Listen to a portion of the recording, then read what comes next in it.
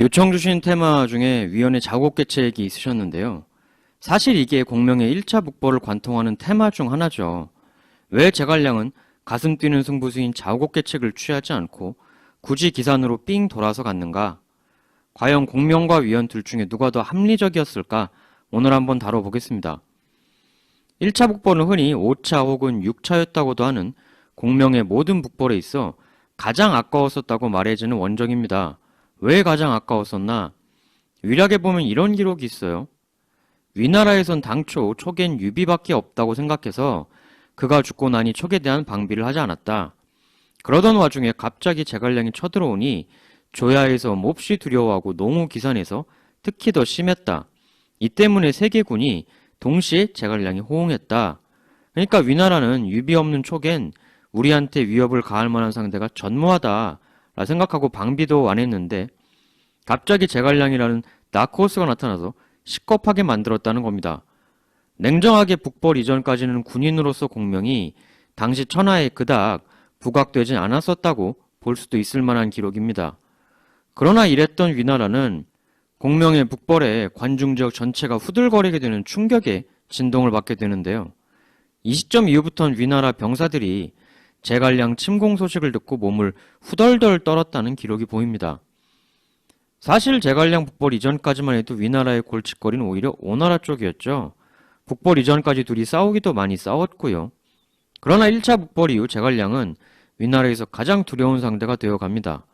그럼 1차 북벌 살펴보시죠. 제갈량 북벌의 핵심 키워드는 세 가지라고 할 수 있는데요. 지형, 군량, 목적. 목적을 정확히 뭘로 하느냐, 타겟팅을 어떻게 하느냐. 이 세 가지라고 볼 수 있습니다. 이 세 가지를 둘러싼 선택과 고민의 공방이 북벌의 실체죠. 모든 건 이 지도를 바탕으로 생각해야 이해가 되는데요. 이 지형을 모르면 앞으로 나오는 모든 이야기들이 이해가 잘 되지 않습니다. 보시면 죄다 산들이죠. 근데 여기 산들 사이에 둘러싸여서 하얀 분지 부분이 있죠. 여기 아래. 여기가 한중입니다. 왜 한중이 요충지가 될 수밖에 없는지 이 지도만 보면 딱 감이 오죠. 주변 산들 사이에 딱 이렇게 분지로 있으니까요. 또 다른 한편으론 조조가 왜 이 한중 지역을 계륵이라고 평했는지도 이해가 바로 되실 겁니다. 보시면 총나라는 이 한중 아래에 있는 거고 위나라는 이렇게 위 방향으로 이게 세력이 있는 나라인 거잖아요. 설사 위나라가 한중을 먹었다 한들 나중에 이 촉이 남쪽에서 이렇게 치고 올라올 때 엄청난 산맥이 이 장안과 한중 사이에 가로놓여 있으니까 지원을 보내기가 대단히 난감할 거 아니겠습니까?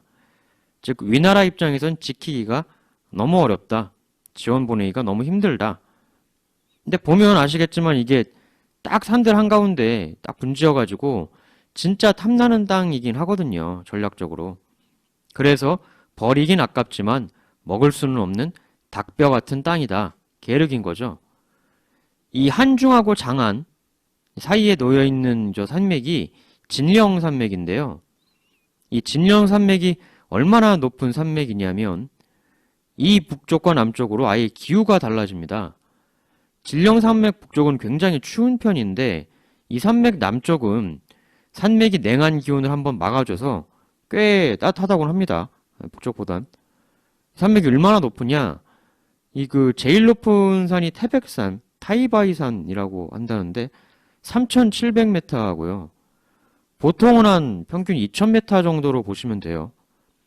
2,000m가 말이 2,000m지 실제로 몸에 군장 걸치고 창, 칼, 식량, 군수물자 들고 이거 넘어간다고 생각해보세요. 끔찍하죠. 그래서 모든 전략, 전술, 선택이 바로 이 지형으로부터 파생이 됩니다. 결국 이제 이 위쪽, 북쪽을 먹고 궁극적으로는 그야말로 주요 도시인 장안, 여기를 먹어야 하는데 대체 어떻게 넘어가서 해야 되나? 진련 산맥을 그대로 넘어가면 넘는 것 자체도 힘들 뿐더러 일단 넘어간다고 해도 전쟁이 장기화되면 군량을 지속적으로 공급하기가 굉장히 힘들거든요. 우리가 흔히 총나라가 천엄의 요새여서 방어에 유리했다라고 하는데 그 얘기를 뒤집어 보면 위나라 입장에서도 총나라가 공격해온 걸 역시 천엄에 의지해서 막기가 쉽다는 거거든요. 정면으로 들이뚫는 건 서로 힘들다. 그래서 제갈량도 좀 새로운 전략적 카드로 가장 먼저 생각한 게 바로 상룡이죠. 촉에서 위로 홀랑 배신에 넘어간 맹달이 버티고 있던 바로 그 상룡. 상룡이 왜 중요하냐? 이 상룡을 총나라가 먹으면 전략적으로 굉장히 위나라를 고민스럽게 만들 수가 있습니다. 왜냐하면 이 빨간색들이 위나라 장수 군세라고 보시면 되고 파란색이 촉이라고 치면요. 만일 촉이 장안으로 간다.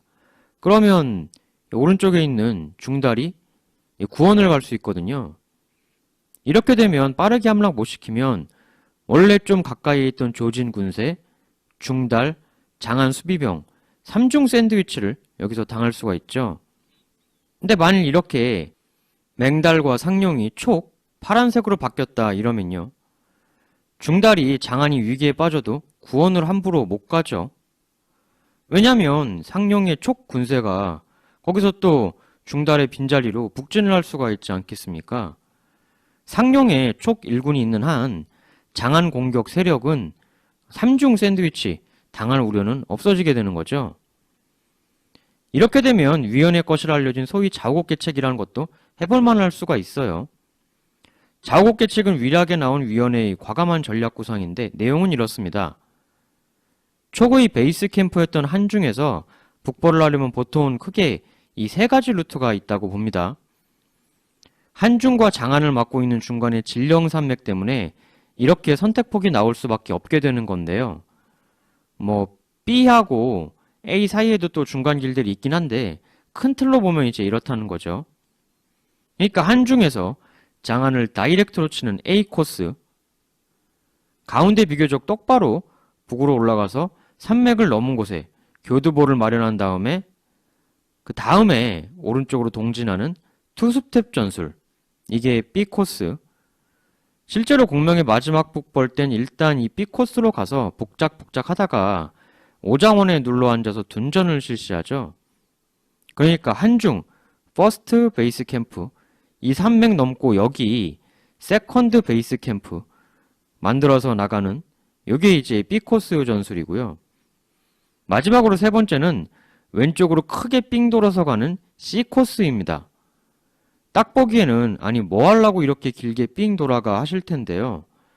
제갈량이 1차 북벌 때 꺼내들었던 회심의 카드가 바로 이 C 코스입니다. 왜 이렇게 했는지는 좀 나중에 설명드리고요. 들어보시면 충분히 공명의 의도가 납득이 가실 겁니다. 굉장히 합리적이에요.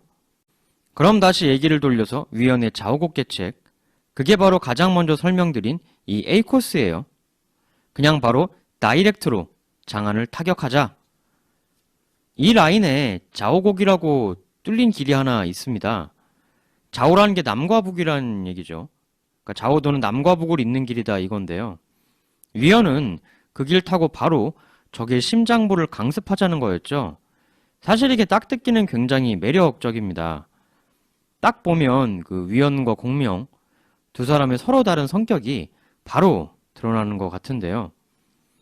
사실 이 좌우곡계책은 진수가 쓴 정사삼국지엔 나오지 않고 위략에 위헌이 발휘했다라고 나온 내용입니다.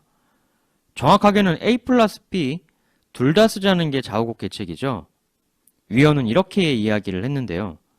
제게 정병 5천과 보급대 5천만 주시면 좌우곡을 통해 장안을 바로 급습하겠습니다. 발빠른 제가 가면 열흘이면 장안에 당도할 수 있습니다. 명장으로 소문난 제가 가면 장안을 지키고 있는 하후무라는 겁쟁이는 꽁무니를 빼고 도망갈 것입니다. 하후무는 예전 하우돈 영상할 때 소개드렸던 그 하우돈 아들이죠. 대놓고 무략이 없고 행정, 경제만 좋아한다고 나왔던 그 아들 말입니다. 계속 말을 들어보시죠.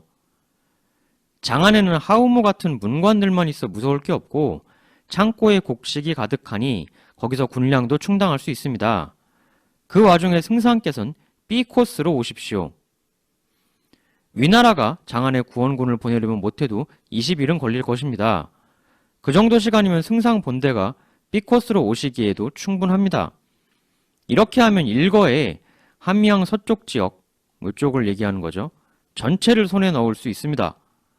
소수 특공대로 가장 중요한 전략 거점을 번개처럼 먼저 차지하고 대군 본대가 뒤이어 편하게 합류하여 적 지원군이 올 때 오히려 공수를 뒤바꿔서 플레이하자. 사실 대부분의 전투는 공격 쪽이 앉아서 지키는 쪽보다 불리하지 않습니까? 스타에서도 그렇잖아요. 벙커, 성큰 짓고 버티는 쪽 공격으로 뚫기가 훨씬 어렵지 않습니까? 그러니까 위헌 전략은 한마디로 말하면 테란 저그가 싸우는데 테란이 상대방 저글링 나오기 전에 특공대 소수 마린 SCB 보내서 먼저 적 앞마당을 차지하자는 거죠. 그러니까 이 벙커링 전술의 핵심은 상대방이 아직 대비가 안 되어 있는 그 간발의 타이밍을 이용해서 공간을 초월해 공수를 뒤바꾼다는 거죠. 지역적으로는 상대방 앞마당이니까 저그가 방어하고 테란이 거길 힘들게 뚫으려고 공격하는 일이 일어날 공간인데 오히려 상대방 진영 안에다가 나의 방어 라인, 벙커를 만들어 버리는 거죠. 이렇게 되면 어떻게 됩니까? 내 진영임에도 불구하고 저그가 내가 힘들게 공격을 해야 되고 상대가 되려 편하게 방어를 하게 되는 황당한 역전 상황이 나오는 거죠. 그러니까 위헌의 자국계책은 벙커링이다. 상대방 저글링 나오기 전에 적 앞마당에 우리 방어선을 오히려 만들어버리자. 다들 잘 아시다시피 공명은 이 안을 거부했죠. 위략에 나온 공명의 거절 사유는 이렇습니다.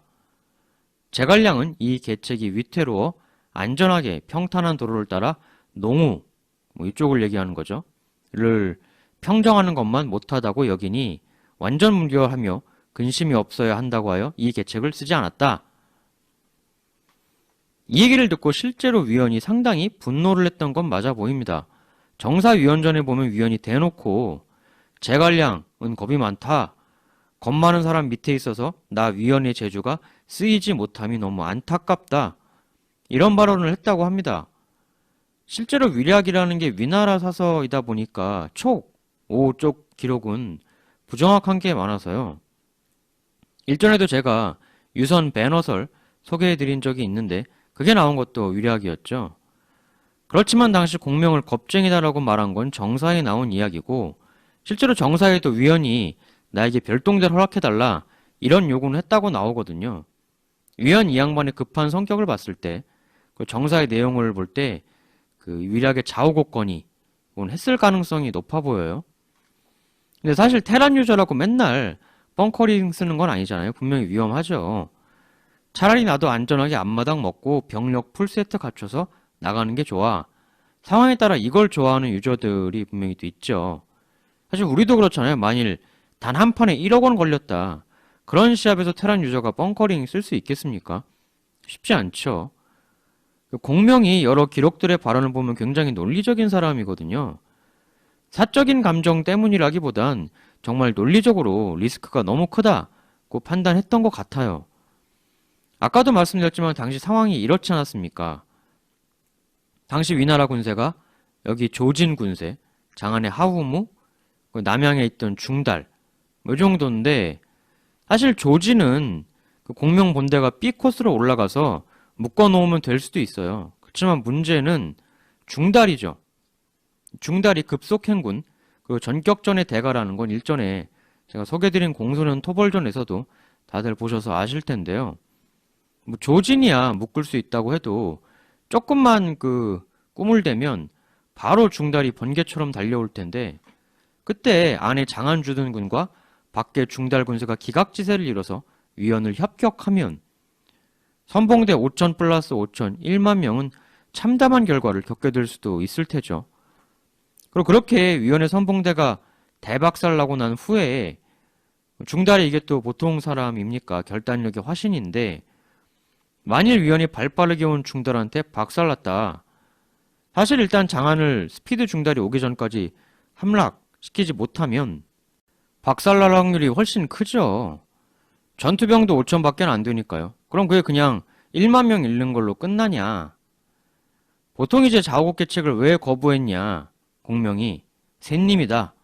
이렇게 비판하는 의견 중엔 아니 잃어봤자 1만 명 잃는 건데 그 정도 승부수 하나 못 날리냐. 상대방도 허접 하우무인데 근데 제가 제갈량이어도 자국개체 거부했을 것 같아요. 이유가 뭐냐면 이렇습니다. 뭐 지난 영상 보셔서 아시겠지만 제가 제갈량이라고 무조건 옹호하고 그렇지 않다는 건 잘 아실 것 같은데요. 이 자국개척이 실패해서 최악의 경우 위원 군대가 중달한테 박살이 나면 박살 나는 것도 나는 건데요. 역으로 중달이 결단력의 화신 아닙니까? 이 미친 척하고 장안에서 위원 격파하고 보급 한번 받은 다음에 역으로 자오곡을 타고 공명의 본진 한중을 털러갈 가능성도 있어요. 애초에 위원의 안이 왼쪽에 조진을 공명 본대가 묶어놓고 자기가 무능한 하우무하고 1대1 승부를 보겠다는 거 아니었습니까? 근데 만일 위원이 박살나고 그 기세를 몰아 자오곡을 타고 중달이 한중으로 역강습으로 오게 되면 이땐 상황이 반대로 공명이 조진한테 발이 묶여서 한준 본진 지키러 못 올 수도 있어요. 제가 자꾸 스타 예를 드는 게 제가 스타를 좋아해서도 있지만 스타라는 게 진짜 실제 전쟁의 축소판이거든요. 진짜 이 그림의 이 상황은 테란이 작정하고 적 본진으로 공격했는데 거기선 상대의 방어에 막혀서 지지부진한데 갑자기 비어있는 본진에 오버로드 폭탄들 맞은 상황인 거죠. 내 주력은 상대 본진 근처에도 못 갔는데 상대는 내 본진을 완전 탈탈 털어버리는 상황.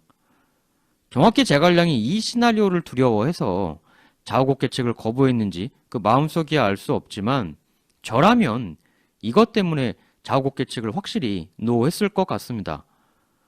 그리고 사마중달은 제가 볼 때 이렇게 하고도 남을 인간이에요. 이 사람은 결단 자체도 엄청나게 빠를 뿐더러 결단하고 나면 그 실행 속도도 상상을 초월합니다. 실제로 중달의 여러 승리를 보면 이렇게 시간에서 상대를 이기고 들어가는 경우가 많거든요. 근데 만일요, 당초, 최초 공명의 계략대로 상룡과 맹달 군세가 촉으로 넘어갔다. 이러면 어떻게 됩니까? 위원에게 장안이 위기에 빠져도 중달이 함부로 못 움직이죠. 자기가 자리 비웠다가 맹달이 무주공산으로 북진하면 어떻게 합니까? 아마 맹달이 무사히 촉으로 귀순했다면 위원이 장안 치는 것과 비슷한 시점에 공명이 맹달도 출격을 시켰겠죠. 그래서 가장 두려운 중달을 묶어두고 공명 본인은 또 조진 군세를 묶어두고 그러면 맹장 위원이 허접한 하우무하고 1대1 승부를 보는 촉에게 가장 이상적인 그림이 완성되었을 수도 있습니다. 여기 묶어놓고 여기 묶어놓고 하우무하고 맞짱 뜨고 하우무가 싸움 못하는 거야 천하가 다 아는 사실이고 1대1로만 순수하게 붙었으면 위원이 진짜 함락시켰을 수도 있어요. 만일 위원이 하우무를 꺾고 장안 먹었다. 그러면 이쪽에 있는 조진 군세도 급격하게 무너질 수 있죠. 왜냐하면 병사들에게 가장 심리적으로 큰 타격을 주는 게 뒤통수가 잘렸다는 거거든요. 그렇게 조진마저 격파당하면 그야말로 위원 말대로 옹양 두 개 주는 그대로 촉 손에 떨어지는 거죠. 그러나 이런 이상적인 그림은 공명의 맹달 꼬시기 전략이 좌초되면서 그야말로 꿈속에서나 가능한 일이 되고 말았습니다. 그러니까 맹달만 무사히 넘어왔어도 진짜 역사가 바뀔 수 있었어요. 물론 가정은 무의미하겠습니다만. 그리고 그걸 좌초시킨 인물이 바로 중달이죠. 상룡에 적군이 오히려 맹달 도려내고 단단하게 또아리를 틀어버리니까 일단 자오곡개책 못쓰게 됐죠. 이 얘기는 또 막강한 중달 군세가 자유도를 얻었다는 거니까 공명 입장에선 전략적 선택지가 굉장히 좁아지게 되는 거죠. 즉 이 중에서 이제 A는 못쓰게 되었다. 이 A, 다이렉트 장안 공략은 이렇게 되면은 조진, 중달, 장안 군세, 산발이 샌드위치를 당하고 또 장안 다이렉트 공략은 여차에서 장기화되면 이 자오공 루트가 워낙 험하기 때문에 추가 군량 보급도 최악이에요. 결국 맹달 꼬시기 계략 실패 후 공명은 B 혹은 C 루트밖엔 못 쓰게 됩니다. 근데 이럼에도 불구하고 위원의 자국개책을 그냥 썼어야 했다. 이렇게 보시는 분들도 계세요. 그 견해도 존중합니다. 어쨌거나 하우모가 워낙 허접하니까 일단 장안만 급습 뻥커링으로 먹어버리면 중달이 달려와도 공명이 조진만 발라주고 장안에 합류하면 성안의 위원, 성밖의 공명이 기각짓의 연계 플레이를 이뤄서 온 중달을 격파할 수도 있는 거고요. 장안성이 워낙 커서 5천 가지고 수성이 되겠냐? 위원 좌우곡계책 말도 안 된다. 이렇게 말씀하시는 분도 있고 상당히 타당한 지적입니다. 그렇지만 위원 같은 경우는 그거였던 것 같아요. 나 혼자 지키는 게 아니라 공명본대가 올 거 아니냐. 위원 본인 말로는 중달 등 위나라 지원병보다 공명이 더 먼저 올 것으로 본다. 자기는. 그랬던 거였잖아요. 다만 이제 이걸 반론하시는 분들은 아니 그럼 공명하고 맞서고 있는 조진은 무슨 마네킹이냐. 조진이 공명 못 가게 하고 비비적거리면 그 사이에 중달이 당도했을 때 5천 명 가지고 장안 그 거대한 성을 어떻게 지킬 수가 있어. 이렇게 이제 반론을 하시고 이에 대한 또 역반론도 있을 수가 있죠. 그 위원 지지파이신 분들은 아니 그렇게 따지면 그럼 세상에 100% 완벽하게 승리를 예단할 수 있는 전술이 어디 있냐? 위험 요소, 허점이 없는 전술이 어딨어? 그런 거 있으면 다 그거 쓰니까 세상에 패배자는 한 명도 안 나오겠네? 전술의 100%라는 건 원래 없는 거다. 그러나 좌우곡 계측은 성공만 하면 즉 공명본대가 조진을 어떻게든 뿌리치고 중달보다 먼저 합류하거나 혹은 최소한 위원의 장안성이 재함락 되기 전에만 도착해주면 되는 거 아니냐? 승부수다. 근데 그렇게만 되면 초기, 관중지방, 이 비옥한 땅을 홀라당 먹을 수가 있는 것이죠. 충분히 해볼 만한 모험이었다. 세상천지 약소국이 1% 모험도 하지 않고 승리를 거두는 역전승이 어디 있겠느냐? 약소국이 조금의 리스크도 감내하지 않고 승리하려고 한다는 것 자체가 오히려 그게 더 말이 안 되는 것이 아니냐. 어떻게 해서든 관중만 먹으면 촉은 더 이상 약소국이 아니다. 실제로 초기에 있던 익주지방 여기도 생산력 좋은 땅이긴 하지만 이 지역 관중은 한술 더 뜨는 곳입니다. 유방의 초한쟁패 전쟁 때 소아가 물자보급 끊이지 않고 잘해줬다라고 했는데 그게 소아가 능력이 있어서 그런 부분도 있겠지만 소아가 무슨 대마법사도 아니고 없는 물자 창조해서 보내줄 수는 없는 거잖아요. 이 관중 지역이 원래 예전부터 처음 천하통일한 진나라 등등 해서 워낙 생산력이 좋은 지방이었어요. 지금은 이쪽 지역이 농사짓기 별로 안 좋다고 해요. 예전에 하도 여기서 생산을 많이 해서 땅의 지력이 다 빨려서 상태가 그리 좋지 않다고 합니다. 그렇지만 저 때는 안 그랬죠. 정말 생산력 좋은 곳이었고요. 진나라 그리고 유방의 한나라가 저기를 기반으로 천하를 홀라당 먹었던 게 결코 우연이 아니었던 그런 곳이죠. 하여튼 잘만 되면 좌우곡계책이 바로 천하통일의 기반이 될 수도 있는 노른자위를 꿀꺽할 수 있는 계책이었다. 단 이 모든 시나리오의 대전제는 위원이 하우모의 장안을 빠르게 함락시켜야 한다는 것에 있죠. 만일 중달이 올 때까지 함락 못 시키면 아까 설명드린 것과 같은 최악의 이러한 그 상황도 꿈만은 아니다. 위원의 좌우곡계책은 한마디로 뭐 아니면 도였다. 그냥 1만 명 잃고 끝나는 게 아니라 만일 이렇게 돼서 한중 뺏기고 조진하고 샌드위치 돼서 공명본대까지 괴멸되었다고 생각해 보시죠. 그러면 그건 촉은 망국이죠. 어떻게 보면 순수한 군인 위원과 정치인, 대통령 공명의 보는 시각 차이일 수도 있을 것 같아요.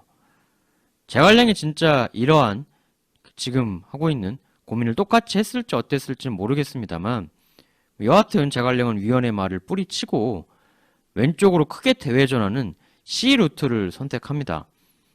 그럼 왜 하필 B도 아니고 멀리 돌아가는 C 루트를 선택했느냐?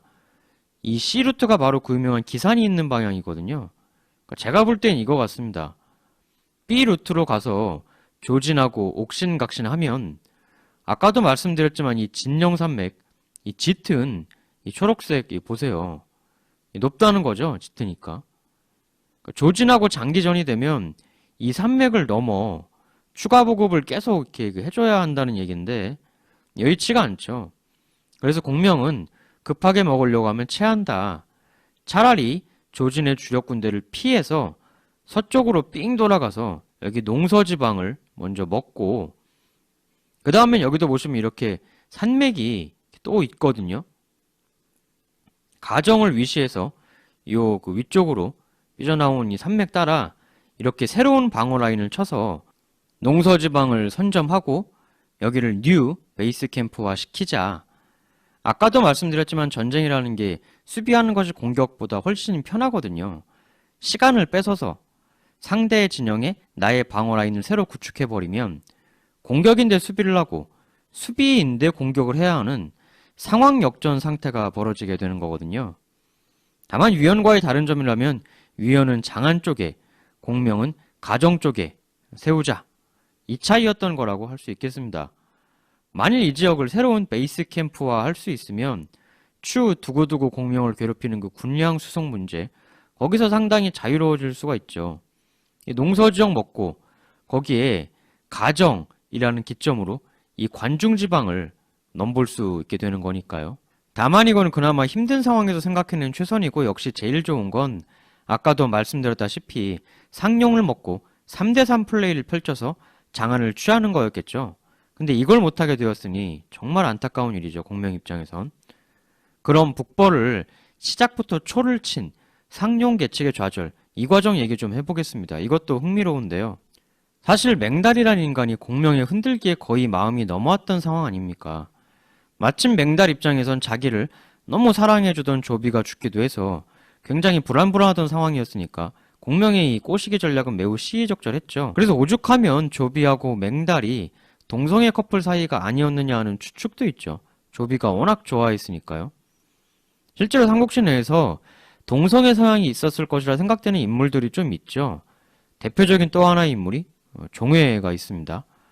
이 종회가요, 나중에 반역에 실패해서 죽게 되는데 보통 반역자는 부인, 자식 이렇게 다 죽여버리곤 하는데 희한하게 종회에 대한 처분은 그가 맡아 기르던 조카들 기록밖에 없어요. 자식도 처가의 기록도 없습니다. 당대 최고 명문가의 이 재능 있는 인물로서 매우 이례적인 거죠. 실제로 이 종회가 나중에 중달한테 비참하게 패한 조상, 조상이 한창 잘 나갈 때 그 패밀리 중 하나였던 하한하고도 굉장히 잘 어울렸었는데요. 이 하한으로 말할 것 같으면 삼국지 최정상급 꽃미남이었던 건 두말할 나위도 없고 여자 옷 입는 것을 즐긴 시대를 앞서가는 크로스드레서였죠. 실제로 하한의 부인이 시어머니, 그러니까 하한의 어머니에게 찾아가 이런 말을 했다는 기록이 있습니다. 저 남편 하한의 몹쓸 짓이 날로 심해지니 어떡합니까? 어떻게 몸을 보존해야 할까요? 이렇게 말을 하니 하한의 어머니가 웃으면서 얘야 질투하지 말거라 라고 했다는 얘기가 전해지고 있습니다. 여기서 하한 부인이 말한 하한의 그 행동이 대체 뭐냐? 동성애였다는 추측이 있죠. 이런 하한과 어울렸던 그리고 후사를 남기지 않고 조카들만 키웠던 종회. 삼국시대 당시 호화로운 로열 패밀리들 사이에서 이러한 남색 풍조가 있었을 것이다 라는 얘기가 있고 조비랑 맹달도 그랬었던 거 아니냐 라는 추측이 있는 거죠. 물론 확실히 그랬다는 증거는 없습니다만 조비가 주변의 모든 맹달에 대한 부정적 권위를 물리치고 너무나 맹달을 사랑했었기 때문에 이러한 추측도 나오는 것이 아닌가. 여하튼 이렇게 나를 사랑해주던 주군이 죽었으니 맹달의 마음은 흔들릴 수밖에 없었겠죠. 그리고 맹달 자체가 촉에서 위나라로 배신하고 넘어갈 때 거느리고 간 세력이 부곡 사천호라고 하거든요. 상당한 거죠. 만일 제갈량의 꼬시기 전략에 넘어가 상룡과 맹달 세력이 촉으로 홀라당 넘어갔다면 제가 설명드렸듯 삼국지 역사가 그야말로 진동할 수도 있는 상황이었습니다. 그러나 그걸 막은 게 바로 누굽니까? 바로 중달이죠. 사실 중달 후손들이 나중에 위나라를 들어 먹었습니다만 중달 본인은 위나라를 거대한 위기로부터 열애철하에 구한 것은 사실입니다. 진서 선제기에 기록된 중달의 이 맹달, 반역, 격파 기록을 좀 보죠. 정말 혀를 내두를 만한 움직임인데요. 애당초 중달은 조비가 맹달에게 홀려 있을 때도 그를 계속 의심하고 있었습니다. 그러던 차에 조비가 죽자 역시나 제갈량이 이염과 함께 맹달에게 꼬시기 전략을 시전하죠. 맹달은 흔들흔들하게 되는데요. 여기서 근데 제갈량이 맹달의 결단을 촉구하고자 진서 선제기에 따르면 이런 계략을 펼칩니다. 당시 근처 위흥에 태수 신이라는 사람이 있었는데요. 맹달하고는 사이가 안 좋았습니다. 이 신이에게 공명이 광모라는 사람을 보내서 맹달이 촉과 내통하고 있다는 사실을 쓱 먼저 흘립니다. 평소 맹달을 안 잊고 하던 신이는 이 사실을 바로 위나라 조정에 고자질을 하고요. 이 정보를 듣게 된 중달은 그야말로 기민한 정보 심리전을 2중 3중으로 펼치게 됩니다. 우선 황제 조에는 자기 아버지랑 그렇게 친했던 맹달이 홀라당 배신하려고 한다는 그 고자질을 못 믿어워 했는데요. 이런 조회와는 달리 진실을 확실하게 꿰뚫고 있던 중달은 독단적으로 결단을 내리고 과감한 수를 넣어가기 시작합니다. 번개 같은 중달의 정보 심리전 칠레 한번 보시죠.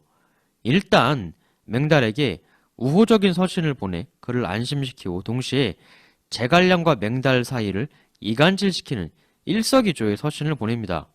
이렇게 보내는데요. 맹달, 그대가 우리에게 귀순한 이후 우리나라는 그대를 믿고 변경의 중임을 맡겨왔소. 그러나 총나라에선 귀하의 그러한 전향으로 인해 모든 사람이 다 맹달 귀하를 이를 갈며 증오하고 있다고 하오. 그러니까 우리는 너를 믿어주지 않았냐? 근데 총나라 사람들은 전부 다 너를 배신자라고 쌍욕을 하고 있다더라. 그런데도 너 총나라로 넘어갈래? 뭐가 합리적인지 판단해봐. 이런 얘기죠. 정말 사람 심리를 정확하게 파고드는, 배신하려가도 이런 편지 받으면 또 다시 흔들흔들 할 수밖에 없죠. 안 그래도 결단력 없는 맹달인데. 계속 이어갑니다. 제갈량 그놈은 원래 우리 사이를 이간질하여 싸움 붙이려고 늘 했던 놈이었소. 그러나 그 방법을 몰라 고민했던 거였소이다. 이보시오 맹달, 과연 광모라는 놈이 귀하와 앙숙인 신이에게 그런 고자질을 한 게 과연 우연일 거라 보시오. 그게 과연 광모라는 놈 혼자서 결행한 일이겠소이까? 제갈량이라는 놈이 과연 실수로 그러한 정보를 광모라는 어중이 떠중이한테 흘렸을 거라 보시오. 이렇게 얘기를 해요. 그러니까 제갈량이 일부러 광모를 시켜서 맹달이 반역하려고 한다라는 정보를 위나라 쪽에 고의로 흘렸다. 이걸 지적해 주는 거죠. 사실 이게 맞는 얘기죠. 정확하게 간파를 한 건데요. 진서 선적에 따르면 맹달은 이러한 중달의 편지를 받고 크게 기뻐했다. 그리고 망설이며 거병을 결정하지 못했다라고 되어 있습니다. 애초에 중달이 이런 편지를 보낸 그 또 하나의 목적은 공명하고는 정반대였던 건데요. 공명이 광모를 시켜서 내통 정보를 일부러 흘린 이유는 맹달의 보다 빠른 거사를 재촉하기 위함이었습니다. 시간 끌다가는 죽도 밥도 안 될 거라고 내다봤기 때문이죠. 그러나 중달은 바로 이러한 점을 간파하고 우리 위나라는 맹달 너를 믿는다. 근데 총나라 사람들은 지금 너를 대증오하고 있다. 제갈량이 사실은 맹달 네 뒤통수 치려고 하는 놈이다. 이렇게 믿지 마라. 이런 위장 혼란용 서신을 보냄으로써 맹달의 갈등을 높이고 결단 속도를 최대한 늦추려고 했던 거죠. 이 전쟁이라는 게 꼭 칼창으로만 싸우는 것만 전쟁이 아니잖아요. 맹달과 상룡을 두고 벌어진 당대 최고수들 간의 이 치열한 정보 심리전. 중달은 이렇게 맹달을 우왕좌왕 시켜놓고 과감하게 빠른 토벌을 준비하기 시작합니다. 그리고 지체 없이 결단하죠. 바로 부하들에게 지시하는데요. 당장 서둘러라. 바로 맹달 잡으러 간다. 그러나 이 번개 같은 움직임에 대해 부하 장수들은 반대 의견도 표명합니다. 중달님, 지금 맹달에겐 촉, 공명뿐만 아니라 오나라 쪽도 손잡으려고 내통한다는 첩보도 있지 않습니까? 무려 두 군데서나 맹달에 호응할 수 있는 복합적인 상황인데 좀 우선 돌아가는 국면을 예의주시해 볼 필요도 있지 않을까요? 이렇게 건의를 합니다. 근데 이 건의에 대해 중달은 1초도 고민하지 않고 일가를 하는데요. 택도 없는 소리 하지 마라. 맹달은 원래 신의가 없는 놈이고 지금 저들이 내통한다곤 하나 아직 100% 서로를 믿지 못하고 있는 상태다. 이렇게 저놈들이 혼란스러울 때 과감히 공격해서 신속하게 정리를 해야 될 필요가 있는 것이다. 이렇게 하고 전군에 급속 행군을 명합니다. 기록에 따르면 이틀에 갈 길을 하루에 가는 초긴급 행군을 했다고 나오는데요. 이렇게 중달이 긴박하게 움직이는 와중에 또 맹달은 세워라 내워라 굉장히 느긋한 자신을 가지고 있었습니다. 제갈량에게 이런 편지를 이전에 보내기도 했었는데요. 공명님, 중달이 있는 완과 낙양은 800리 길이고 내가 있는 곳과는 무려 1200리입니다. 내가 거사했다는 소식을 중달놈이 들어도 수도로 사람을 보내 토벌허가를 받고 다시 내가 있는 쪽으로 진군에 오려면 그 왔다 갔다는 시간만 좋게 1개월은 걸릴 것입니다. 그 정도 시간이면 군을 정비하고 방어 대비를 해놓을 수 있는 데다가 내가 있는 곳 자체가 깊은 험지이니 중달 그놈이 직접 오지도 않을 것입니다. 중달의 부하들이야 아무리 와도 감히 내 상대가 되겠습니까? 근데 맹달은 얼마 안 있다가 공명에게 이런 서신을 또 보내게 되죠. 아니, 한 달은 걸릴 줄 알았는데 불과 8일 만에 중달이 그것도 직접 내 성 아래에 도착해 있습니다. 아니, 어찌 이런 황당한 일이 있을 수 있단 말입니까?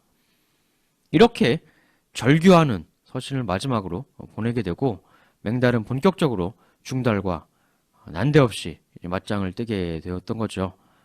근데 충분한 준비도 못하고 능력적으로도 어디 맹달이 중달의 상대가 되겠습니까? 중달은 무려 8면에서 강력하게 공격을 퍼부어서 16일 만에 적의 항목을 받아내는 그야말로 신속경쾌한 마무리를 보여주게 됩니다. 만일 상룡이 넘어갔다면 향후 5차에 이어지는 초계 위나라 공격이 전혀 판세가 달라졌을 겁니다. 그러나 중달의 과감하고 정확한 대처로 전 황제 조비의 총애를 받던 맹달, 그 찜찜한 불안 요소를 일소하고 적의 전략적 선택폭을 좁힘과 동시에 위나라 군대의 자유도를 높여줬다는 점에서 그냥 그렇구나 하고 넘어갈 일이 아니라 나중 역사에 엄청난 영향을 끼친 대사건이다. 중달이야말로 위나라를 구한 사람이다. 그러나 공명은 이렇게 좁아진 선택지 내에서도 위나라가 생각지 못한 C코스 전략을 구사하면서 혼신의 힘을 다한 북벌에 나서게 됩니다.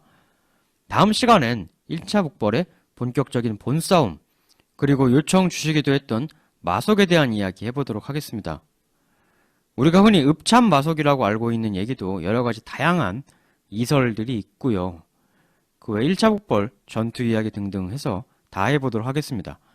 어려운 여건에서 공명이 어떻게 최선을 다했는지 그럼 다음 시간에 또 찾아뵙도록 하겠습니다.